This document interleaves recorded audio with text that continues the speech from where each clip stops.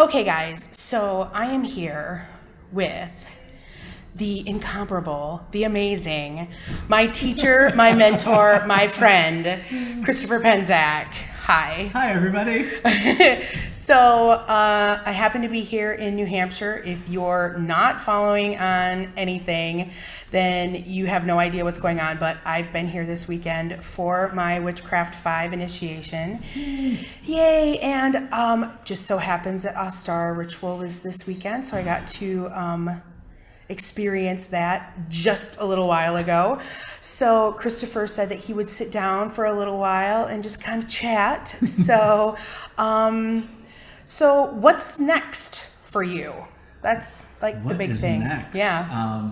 I believe it or not, low key. I have been traveling and teaching and writing. My first book came out in 2001, so now we're at 2018. I have been teaching professionally full-time since 1998, and I'm taking next year off from all travel. I'm so excited for you. Catch me this year if you can, because Right. I will not be traveling in 2019. I'll be doing local classes in our area and things for the temple, but I won't be traveling for business or doing any festivals or conventions or anything like that, which is kind of nice because I'd like to get back to focusing on writing. I really love the temple and I really love the setup that we've done. It's really the next step in the work that we're doing in community. But it takes an immense amount of time of administration, and it's a lot of the things that you don't plan on doing when you start, witchcraft work, and you think it's all going to be herbs and spells and doing rituals, and it is a lot of that, but it's also paperwork and filing things with the government and managing relationships and staff and things like that. So we've got a really great staff involved right now, and we've got everybody pretty clear in their positions, and we've got a lot of good structures for power sharing and transparency. So I feel like it's a good time to be able to step back a little bit. I'll still be president of the board and I'll still be running the school, but I'll step back from kind of doing so much all the time, and to be able to focus on some of the advanced classes. We have a system where it's what we call the 4 degrees of the mystery school, as you know, and then the 5th degree is what we call the seminary, and it's really about like learning to be a high priestess, minister. We have a lot of continuing ed that we're trying to get off the ground, and we've been doing them as weekend workshops. I'd like to do a more full program for that, and a lot of that being ministerial skills, how to teach a little bit more, kind of professional witchcraft. We did a short series on professional witchcraft, and I'd like to do a year-long series on if you really feel like this is your thing, here's all the things I wish someone would have told me before I decided to do it. Oh, that sounds super interesting. Yeah, so that would be a year long? I'm thinking anything that's not a degree class might be 9 months. Okay. Just that way it's not the full commitment of a year, but it's still pretty extensive. And at that point with continuing ed, it's up to you to do the homework. So I'm not going to be kind of chasing after people, and it's going to be more discussion based. And I also want to do a whole series of classes that are kind of advanced mystical education. So in the temple we have the model of what we call the 3 rays, and it's based on things from theosophy and ceremonial magic, and we kind of give it a witchy bent to it. And we have kind of a whole, I don't know if the right word would be mythos to it, but it's a part of our temple mythos that's not talked about a lot publicly because we're so about the technique. And you can take classes with us and you can circle with us, and it's really about technique and having your own experience. But there's an underlying theme and pattern that if you look closely, if you study with us, you'll see there's things that are very interconnected. In fact, you've probably realized it really comes together in the Witchcraft 5 initiation. Oh, definitely. And so, it's based on different archetypes of what we call the sovereign, the seer, and the sorcerer. Okay. And so I crazily have a 9-year plan of advanced kind of continuing education that I'd like to flesh out. I've got really detailed outlines. Now I just need to write the courses and record it or sit someplace physically and teach it to groups of people and record those so it's available to our online distant ministers. Oh, that's awesome. But really have it be like, we kind of joke about it being Witchcraft 6. There's no Witchcraft 6, but it's kind of like what's the advanced stuff for ministers. So we've been working with it in the council. I've been working with it in the dark moons with the ministers. I've been sharing little bits here and there in kind of private groups that we do. And I'm very excited to then share it now with a larger audience. So I just need to have the time to, sit down and write it out and experiment with people. So is that what you're going to spend 2019? Is that it's going to be a big part of it. There's a couple other projects I have in mind, and I have some things right now this year that are done that need to be edited and put into production, which is my least favorite part of the job. But I've got a book on Caradwyn and the Cauldron and the Goddess of the Cauldron that I'm very excited about. But I literally just finished it last month, and it's so detailed, and it actually took me 8 years to write, which is so unusual for me. I usually focus on a year for a book and I can get it done. So for this one to linger that long, it was a labor of love. Ironically, the goddess of inspiration, it takes 8 years to do. But I really want to focus on getting that out hopefully by next year, by the end of this year, to kind of do all the prep work for it. I have a book on candle magic that I need to edit. And I have a really strange book I don't know what I'm going to do with. It's a short, almost narrative, poetic piece. It's not poetry, but it's very teaching through parable. And I want to do that as kind of a fundraiser for the temple. That sounds interesting. Yeah, it's tentatively called The Witch's Hut. I like that. Yeah, so we'll see what happens. It's I know that Raven Caldera has his myth astrology book. Is it kind of? Are you familiar with that one? Is it kind of somewhat along those lines? Nope. It's more. I would hesitate to think of it as Sufi poetry, but it's kind of like, it's more mystical in that way, not so much a system. Okay. So it's not either you read it and you get something out of it or you don't. But it's the tale of the witch that lives at the edge of the village and what she has to say if you ask her. I like it. Yeah. So very cool. It's a very unusual style of writing for me. But a few years ago, I did a book called The Phosphorus Grove. And it's a book which I just bought. Oh, cool. It's about Kabbalistic poetry, but it's a very witchy spin on the spheres and the paths and kind of a poetic distillation of my experiences with those things. Okay. And it was really weird. It kind of fell out of me after my mother's death. Okay. It was a very inspired type of thing that kind of came out, and I didn't really know what I was going to do with it until somebody finally read it. And they're like, you should put this in a book. And so some of it goes into our Kabbalistic class in Witchcraft 4, and the rest of it got put into a larger book. Well, a smaller book, but a separate book. Right. That's interesting. So what are your thoughts on the temple and what's next for the temple? Well, our big goal, and I consider it to be sort of my, not lifetime goal that I'm done when it's done, but my goal of accomplishing and then enjoying is to finish our community center. So we've bought property and we manage the property right now, which, there's great expenses to upkeeping property and doing all that, even when you're a nonprofit. And people think sometimes nonprofit means endless supply of money, and it really doesn't. Right. But, we have a barn that is on site, and the barn is not licensed to be open to the public. To be occupied, basically. Yeah. So we have to renovate it. It looks like probably we have to kind of tear it down and rebuild it, but in the same kind of structure of what it is, because it's not up to code. Okay. So to bring it to code would probably cost us more than to kind of redo it, but keep the same footprint, kind of keep the same basic structure of it. Basically make it modern, but look like it's traditional old barn. And that's going to be our store and a community center and practitioner rooms, and the upstairs of it will be the main temple. We're also planning on having a kitchen and kind of like a food pantry type of service. Awesome. And then developing the land. We've got 5.5 acres. Okay. I was wondering how much there was. Yeah, okay. We've got it's an odd footprint. It's not just like a block. It's kind of got a weird shape to the plot, but it's kind of magical too. It's very, and what we really are trying to do right now with a small crew that hopefully will get larger is we're cutting trails, and we ultimately want to have, based on the 3 rays, 3 ritual sites. So one's going to be a stone circle. One's going to be an ancestral mound, and one's going to be more of like a fairy shrine, very well. Interesting. And then have various little shrines and other things, and maybe a labyrinth there, but kind of having the mix of keeping it wild like the forest, but also having it navigatable to be able to do rituals and get people down, and if there's issues of mobility or whatever, to make the paths safe so people who want to participate can.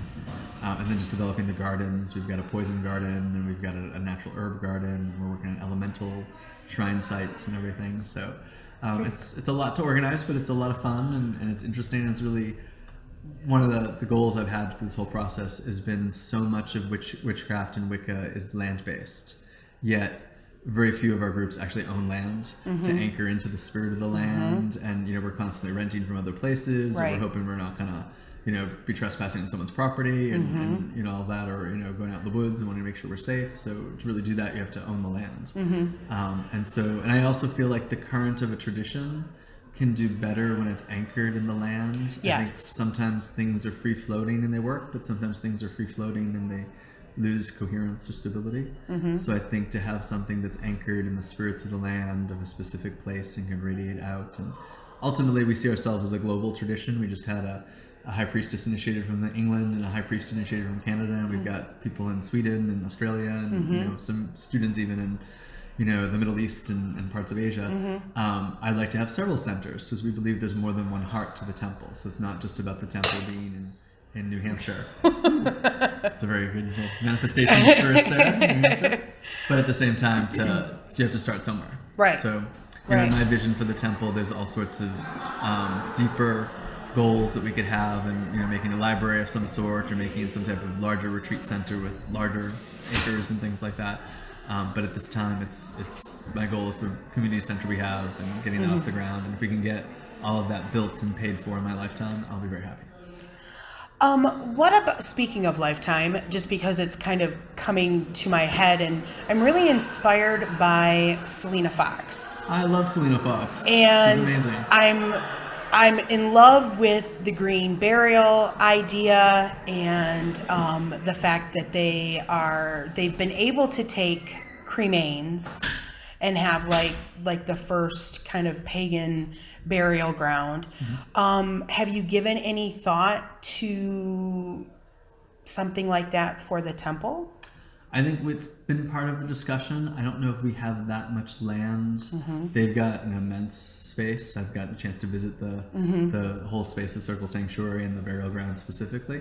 And they have a bit more space and a little bit more land, a lot more land to work with.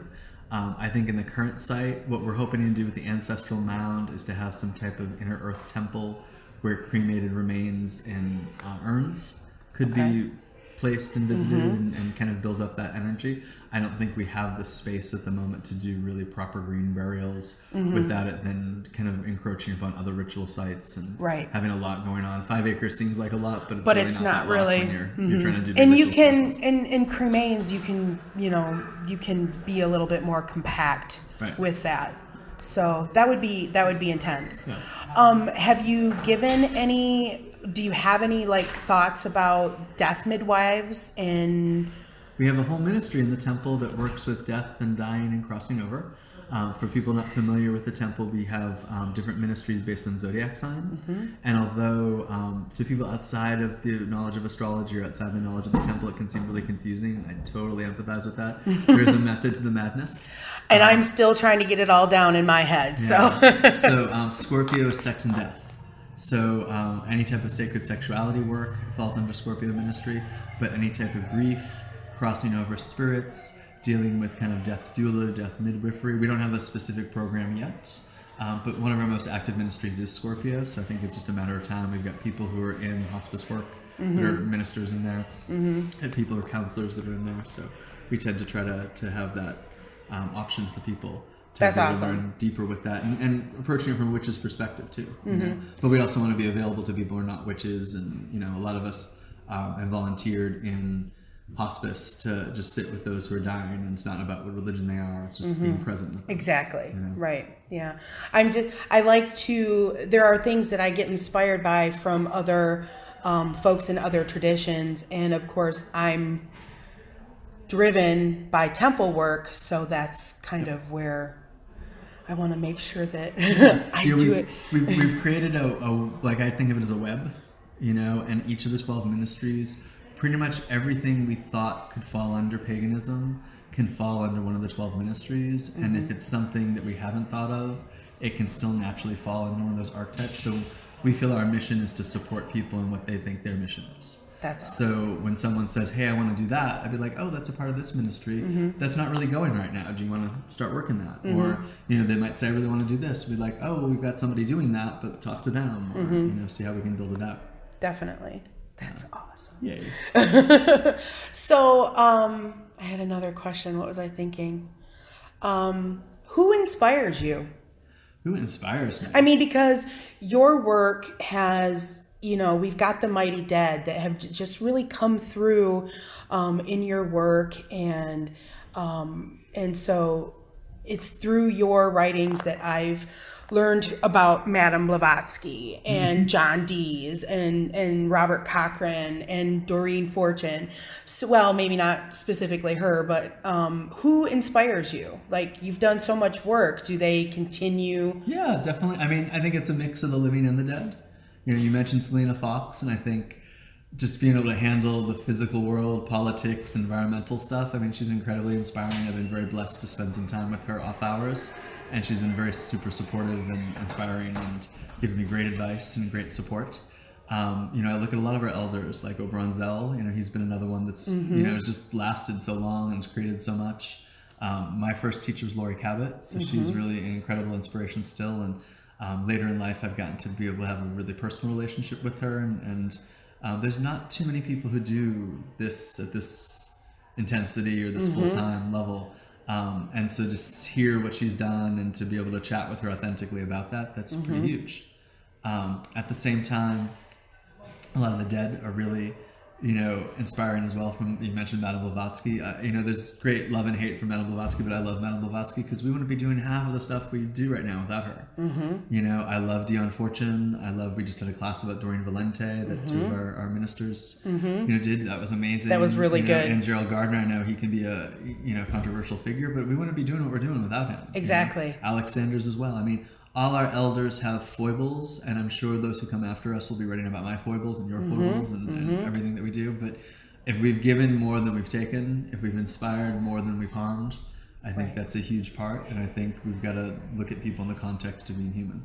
That's kind of an important thing for me too. I having just had my first official kind of students, I tried to point them to, looking at the elders, looking to the elders, and at least having a working knowledge.